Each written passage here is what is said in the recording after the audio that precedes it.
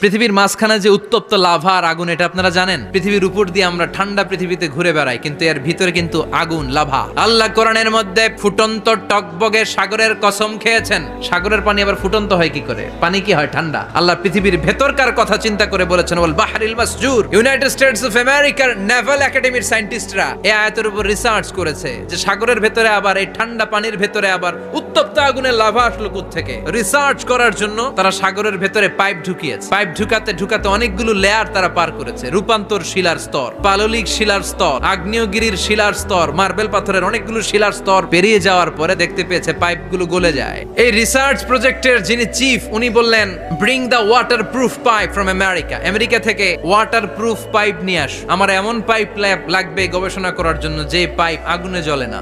America থেকে fire প্রুফের pipe নিয়ে আসা হলো। নেভাল একাডেমির চিফ সায়েন্টিস্ট পাইপ ঢুকাতে আরম্ভ করলেন। ঢুকাতে ঢুকাতে পৃথিবীতে কিন্তু অনেকগুলো স্তর আছে, যে বালু মাটি সব কিন্তু বালু মাটি নয়। আপনি খুঁড়তে খুঁড়তে পেয়ে যাবেন পাললিক শিলা, রূপান্তরিত শিলা, এরপরে মার্বেল পাথরের শিলা, এরপরে শুরু হবে গরম আগ্নেয়গিরির শিলা। ওই শিলার ভেতরে এমন আগুন আল্লাহ রেখেছে, নেভাল একাডেমির সায়েন্টিস্টরা ফায়ার প্রুফের পাইপ ঢুকাতে ঢুকাতে একটা লেভেল যাওয়ার পরে দেখে যে ফায়ার প্রুফের পাইপও গলে গলে পানি হয়েছে। তার মানে ভেতরে এমন আগুন আল্লাহ রেখেছে, ওই আগুনের তুলনায় পৃথিবীর আগুনের মতো নয়। ওই আগুনটাই জাহান্নামের আগুন। আবার বিজ্ঞানীরা গবেষণা করে ওই আগুনের মধ্যে মানুষের চিৎকার শুনেছে।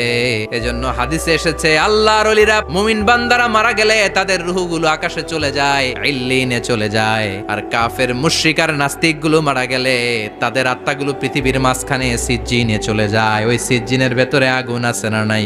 তার মানে পাতালপুরীর কথাও আছে, সাগরের কথাও আছে, আকাশের কথাও আছে।